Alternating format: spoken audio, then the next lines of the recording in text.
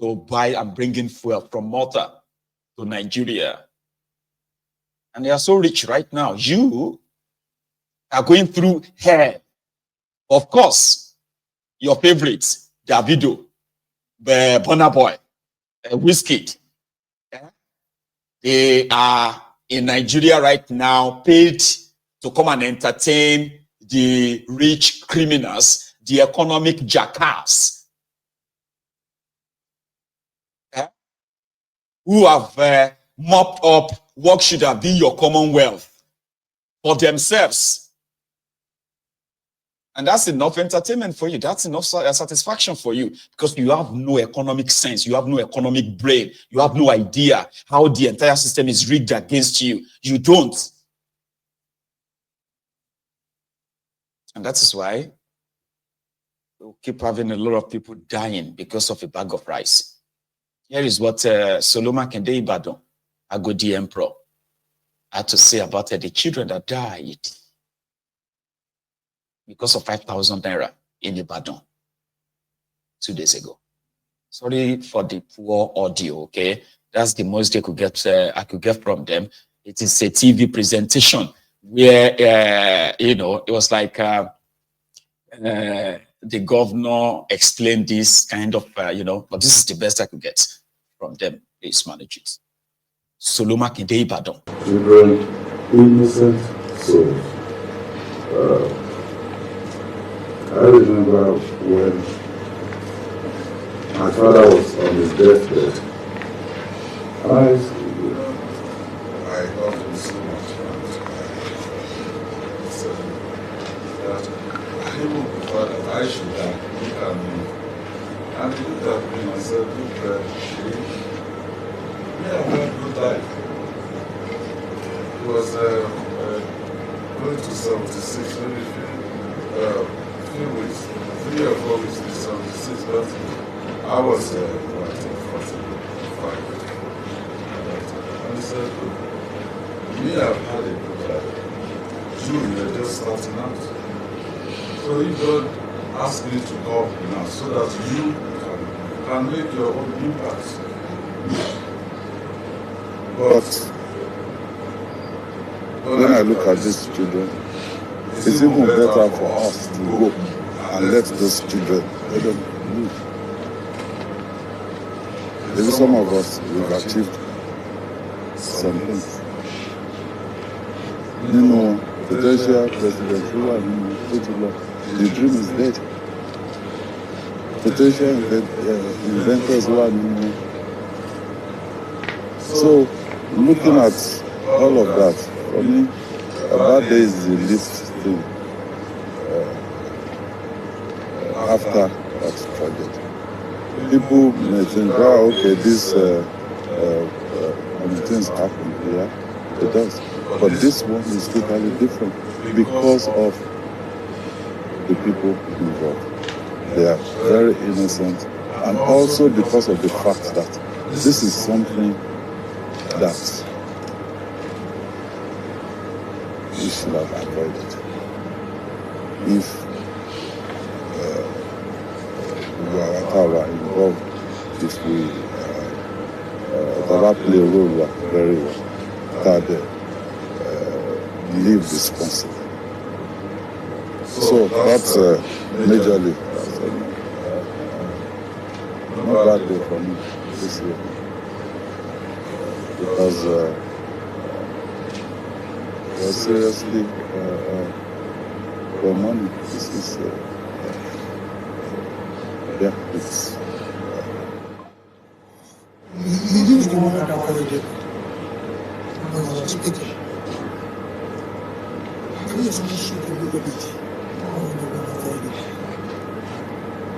more avoidable because if the organizers and all if they've done what they are supposed to do, don't invite people, no crowd control, no contact with the security agencies, and So there was no plan in place. And when this started, I mean, Honorable Commissioner for Health she's seated out there. And she sent me that message, and the chairman of the hospital management board. It was already too late. By the time they sent those messages, corpses of those children were already going to the mortuary. So it's just unfortunate, and it's something that we have to really learn. I mean, this year, 2020.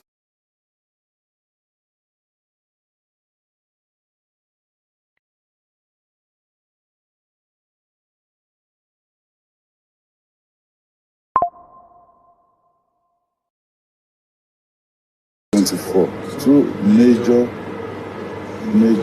avoidable incidences that led to loss of life. We started the year 16th of January with the explosion at Rhoda. I mean, some people storing explosives in a residential area, and then the residents also, they've been seeing some of these things, and we said, look, if you see something, and then put the blame on the authority if we cannot do something about it. That's how we started. Apologies again. The audio was really, really bad. I didn't even know it was going to come out too bad. So let's take it off. But that was him talking about the poor crowd control, a provision for security, and blah, blah, blah, blah. And there was no provision for emergency sort of service, where, I mean, if you are going to have such a massive number of people are gathered in a single place, you should probably have provided stuff like ambulances and other, measures that you have to put in place. That is the state governor, okay? So somehow, if we put the blame on the state government that allows such gathering in the first place, right? The state government is putting it back on the organizers who, according to them, should have provided all those things. But where I live, it is the responsibility of the people in government to ensure our own safety. There's something called health and safety to certify that an event, right, can take place or go ahead. There is a department of government that must be sure that provision is made for any eventualities, okay? But not in Nigeria. So they are passing the buck left, right, and center, and those who died are dead. Anyway, the life of Nigerians is pretty much worth nothing. Not really. It doesn't worth anything. Until it happens to you, we never understand. Okay?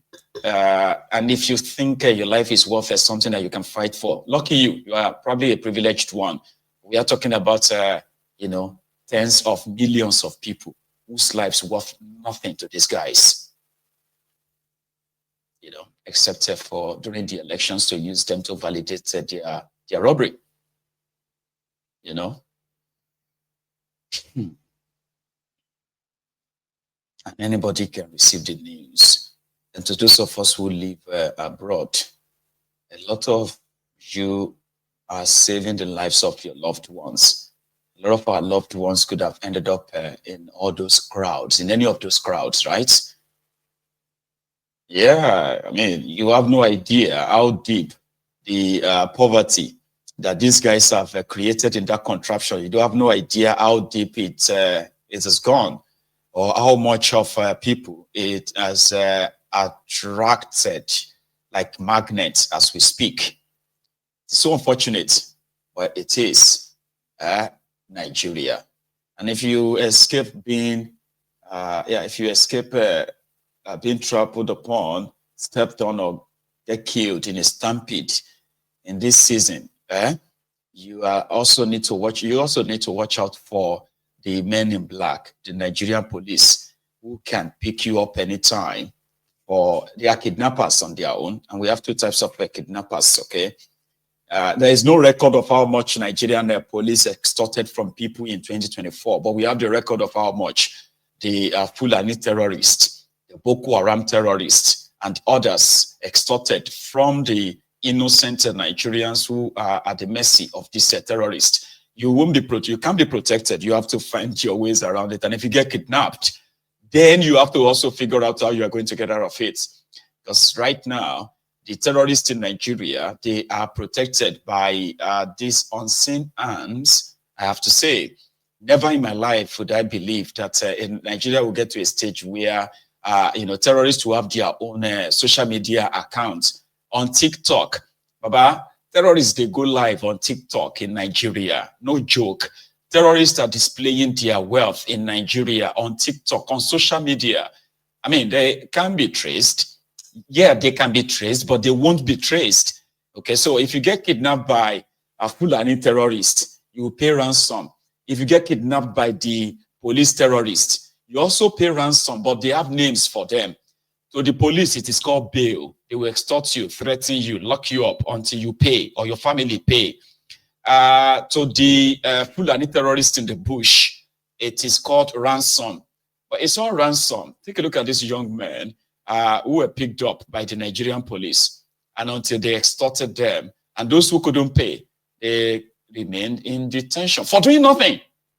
Imagine being locked up for doing nothing, right?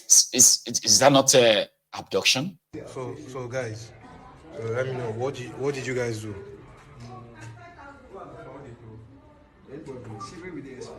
Bro, what you now do? What you do?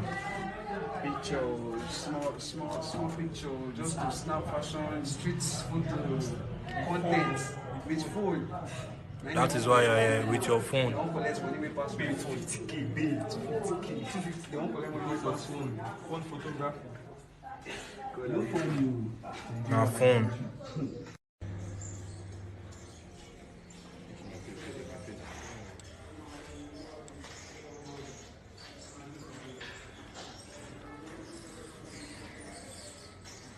So, Street photographers using their phones to take pictures. Police kidnapped them. And for them to be free, they were told that they will pay between 20 and 50K. 50,000 naira, or you will stay in detention. Stay there. What law did we break? You broke the law of not breaking the law.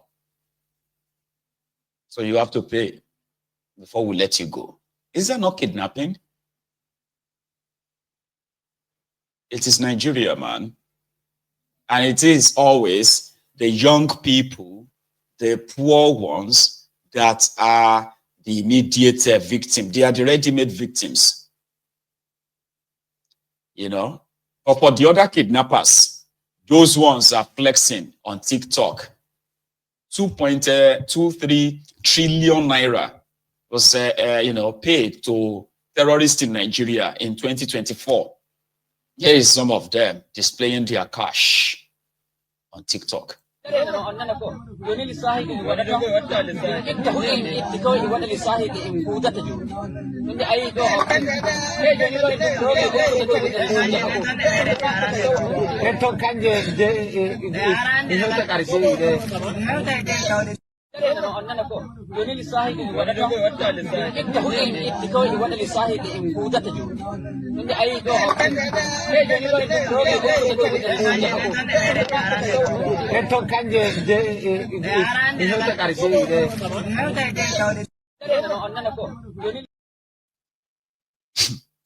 And as for Kolu, Olololo Bugawa. That's your president, Bugawa.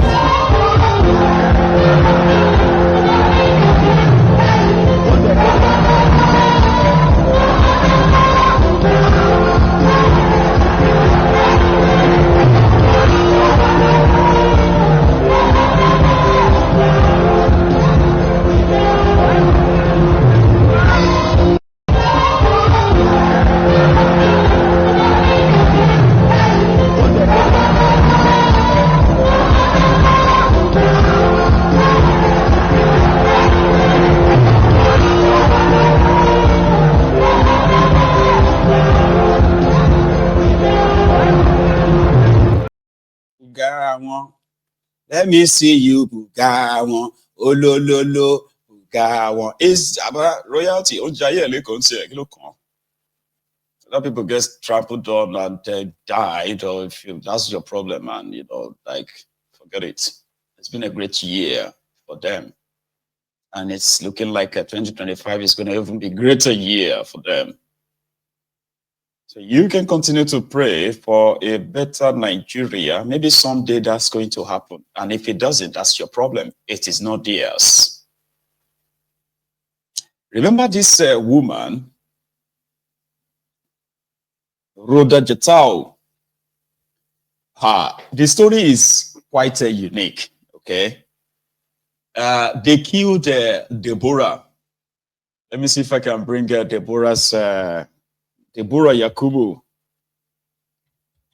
They killed her because, you know, this was in Sokoto on the 12th of May, 2022. You know what? Just so you kind of remember what she looks like. Deborah's, I think Deborah's mom is now late. She was killed by her own classmates. This is the level of what you call the extremism in northern part of Nigeria. Okay, so I want to put an image up so that we can have that proper convo around it. Okay, so Deborah Yakubu, she was a student at one polytechnic in Sokoto, and give me a second, something I want to put up. She was a second year college student in what do you call it? A one polytechnic in Sokoto. She made it to the world, or got to the world attention when she was bombed by our own colleagues. It wasn't an Islamic school per se, okay? It was supposed to be like, you know. So she complained because some of our fellow students, let me use that, our fellow students, they were sharing Islamic content. You know, the way they would be forwarding Islamic something or Christian something, right? So they had a WhatsApp group, and that WhatsApp group was created for their class, where they can share their assignments and information that has to do with their class, all right, in that WhatsApp group. So then she sent a voice note. She recorded a voice that said, you know, you guys should stop sharing all this Islamic this and that here. Go and share that in private, or go and share it on another platform where you have all the, this is supposed to be a class, our class WhatsApp group where we're supposed to be sharing our assignments and all that. What is all this now? What is all this? Studenty. This one are not Alimajiri. They are not they are not like Boko Haram. They are students. They just read the fatwa now. Immediately they started, they said they were going to kill her. They said we are going to kill you for insulting our religion. That's what they said. They said she was insulting their religion, their Islam. And like play, they started gathering in their school, started looking for her. So when they found her, the mob gathered and they started stoning her, beating her. Yeah, she ran. Imagine that she ran from supposed hostel, ran to a place, they caught up with her and they beat her, and then they set her ablaze. Students. This is not like one cleric told them to do it. They are students, fellow students like her.